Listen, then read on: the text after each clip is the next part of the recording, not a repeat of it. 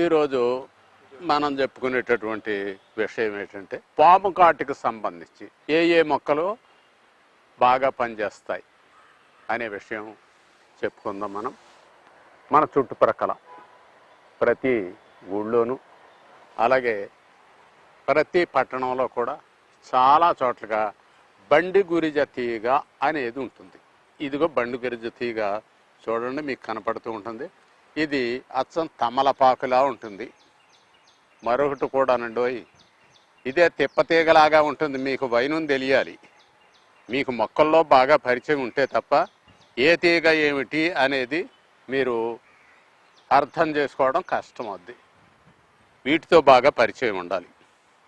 ఉన్నట్లయితే ఇవి బాగా పనిచేస్తాయి. ఈ మొక్కని అనేక వ్యాధులకు వాడుకోవచ్చు. ముఖ్యంగా మనం పాము కాటు విషయంలో చెప్పుకుంటున్నాము.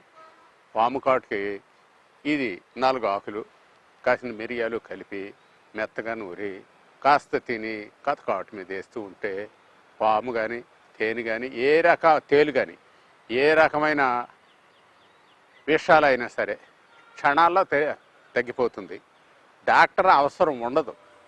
దీని మీద చాలా పరిశోధనలు జరుపుతూనే ఉన్నారు.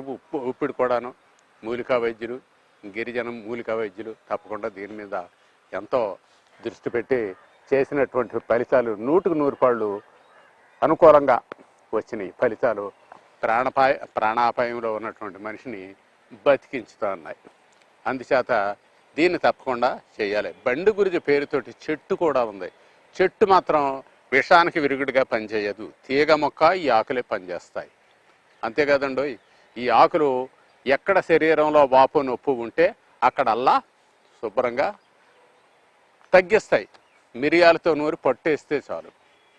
మరొక మాట ఏంటంటే, ఈ ఆకు రసం సమంగా కలిపి నువ్వుల నూనెలో కేవలం నూనె మాత్రమే మిగిలేలా చేసి ఆ నూనె తలకు రాస్తూ ఉంటే ఉన్న జుట్టు ఊడకుండా ఉంటుంది, ఆరోగ్యంగా పెరుగుతుంది, పోయిన చోట కొత్త జుట్టు కూడా మొలుస్తుంది. అద్భుతమైనటువంటి మీది తీగజాతి మొక్కల్లో ఇది ఒకటి. ఈరోజు మనం చెప్పుకునే విషయం ధనుర్వాతం గురించి చెప్పుకుందాం. వాత వ్యాధులు 83 ఉన్నాయని చెప్పి మనకి గ్రంథాల్లో వివరించబడింది. వాటిలోనూ ధనుర్వాతము అతి ప్రమాదమైనది. ధనుర్వాతము వచ్చినట్లయితే 24 గంటల కంటే ఎక్కువ మనిషి బ్రతకడు. మనిషే కాదు, ఎవ్వరూ జంతువులు కాదు, ఏ విధమైన అయినా బ్రతకో. తగిన ఔషధాన్ని వాడితే తప్ప సాధ్యము కాదు. కానీ గిరిజనులు ఏం చేసేవారంటే, వారు ఇలాంటి ధనుర్వాతం వచ్చింది 24 గంటల్లో చీకు దొమ్మ వచ్చిందని చెప్పి పశువుకి వైద్యం చేసేవారు. అలాగే మనిషికి కూడా దొమ్మ వ్యాధి అనేవారు ధనుర్వాతాన్ని. ఆ దొమ్మ వ్యాధి వచ్చింది 24 గంటల అంటే ఎక్కువ బ్రతకడం అని చెప్పి అనుకొని అప్పుడు ఇదిగో దీన్ని గాజు రొడ్డ అంటారు వాళ్ళు గిరిజనులు. గాజు రొడ్డ దీన్ని ఈ మధ్యకాలంలో 83లో తెలుగుదేశం పార్టీ అధికారంలోకి వచ్చిన కొత్తలో రామారావు గారు దృష్టిలో పెట్టుకుని ఈ కాడను ఏమన్నారంటే రామారావు కాడ అన్నారు గిరిజనులు. అంటే అంత పాపులారిటీ తీసుకురావడానికి దీని ధనుర్వాతాన్ని తగ్గించేది గాజు రొడ్డనై రామారావు కాడ అన్నారు. అంచేత దీన్ని ఏం చేయాలంటే, ఎందుకు వస్తుంది అది, తుప్పు పట్టిపోయిన మేకు గుచ్చుకుంటే ధనుర్వాతం వచ్చేస్తుంది. తుప్పు పట్టిపోయిన మేకు ఎక్కడైనా గుచ్చుకుంటే. ఒకసారి నేను ఒక ఫెన్సింగ్ అనమాట అండి, ఆ వైర్ల కింద నుంచి దూరెళ్ళేటప్పుడు టక్మని చెప్పి ముందు ఉన్న ఆయన వదిలేస్తే నేను సరిగ్గా ఆ కంచెలో దూరేటప్పటికి టక్మని ఇక్కడ దిగిపోయింది, నడినెట్ మీద దిగిపోయింది, ఒక అరంగుళంలో దిగిపోయింది తుప్పు. సరే మనకు తెలుసున్న విద్య కదా, ఏం జరుగుద్దిలే అని చెప్పి ఈ కాడ నూరి పెట్టానండి. అప్పటికిప్పుడు దానికి సంబంధించి ఏ విధమైన వాత చిహ్నాలు నా శరీరంలోకి రాలేదు. ఇంకొకటి మాత్రం ఇక్కడ చెప్పాలి మీకు, అతి బలీయమైన నమ్మకంతో వాడేటటువంటి మందు తప్పకుండా మీకు అంతే బలంగా పనిచేస్తూ వ్యాధికి మనిషి శరీరాన్ని దూరంగా ఉంచుద్ది. అది అసలు రహస్యం. ఏ మందుల్లో అయినా సరే అంతే, బలమైన నమ్మికే.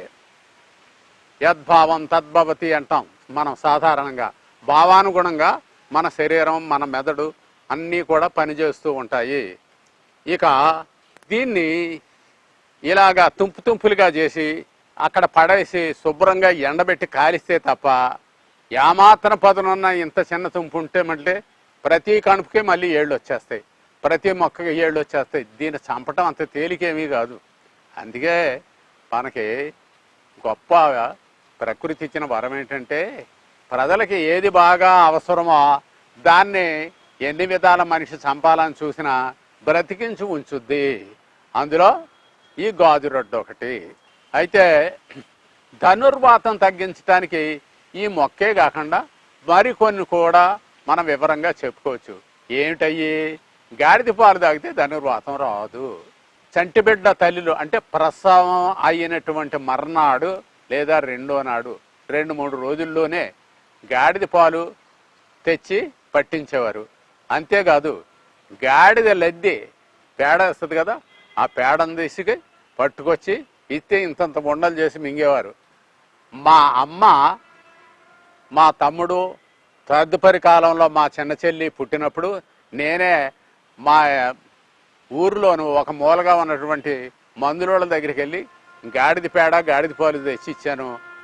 తాను స్వయంగా మా అమ్మ మింగటం నేను కళ్ళారా చూశాను. కాబట్టి ధనుర్వాతం ఏ రకమైన వాతం శరీరంలో లేకుండా చేస్తుందని చెప్పొచ్చు. మరొకటి కూడా ఉందండి, మొక్కల్లోకి వెళ్ళినట్టయితే నెమలి చెట్టు అనేది చాలా మహా పెద్ద వృక్షం. అది నెమలి అనేది. నెమలి తడప చివరి భాగాన్ని అంటే చివరి భాగం అంటే కాండాలని నారదీసి ఎక్కడ కడితే అక్కడ వ్యారికోస్ అనేటి వ్యాధి పోతుంది. దాని మొదళ్ళ చెక్కను తీసుకొని రసం తీసి దాన్ని తాగించినట్లయితే ధనుర్వాతం రాదు. పెద్దాకులో చిన్నాకులు పెట్టి అంటే లేతాకులు అనమాట, దాన్ని కలిపి కట్టి పైన పేడ చుట్టి రకరకాలుగా కాల్చేవాళ్ళం. అప్పుడు మేము చిన్నప్పుడు కాల్చేవారు, పెద్దోళ్ళు కాలుస్తుంటే మేము చూసేవాళ్ళం. కాల్చిన దాన్ని రసం తీసి పచ్చి బాలింతకిచ్చి 3 రోజులు 4 రోజులు అలాగే ఇచ్చిన తర్వాత అంటే ప్రసవం అయిన తర్వాత వరుసగా 3-4 రోజులు ఇచ్చేసిన తర్వాత ఆమె తన ప్రసవంలో మైల రక్తంతో ఉన్నటువంటి ఆ రక్తంతో బట్టలని తీసుకెళ్ళి కాలువల్లోనూ చెరువుల్లోనూ శుభ్రంగా ఉతుక్కుని మోకాళ్ళ లోతు నీళ్ళల్లోకి వెళ్ళి చేసుకుని వచ్చేవారు. వాళ్ళకి ఏ విధమైన వాతం వచ్చేది కాదు. ఈ వాతాలు తగ్గించడంలో ఇలాంటి రకరకాల క్రియలు ఉన్నాయి. ఈ అన్ని అనుభవపూర్వకంగా పూర్వీకులు మనకు తెలిపినటువంటి అద్భుతమైన ఔషధ రాజ్యాలని తెలియజేస్తూ సెలవు తీసుకుంటున్నాను.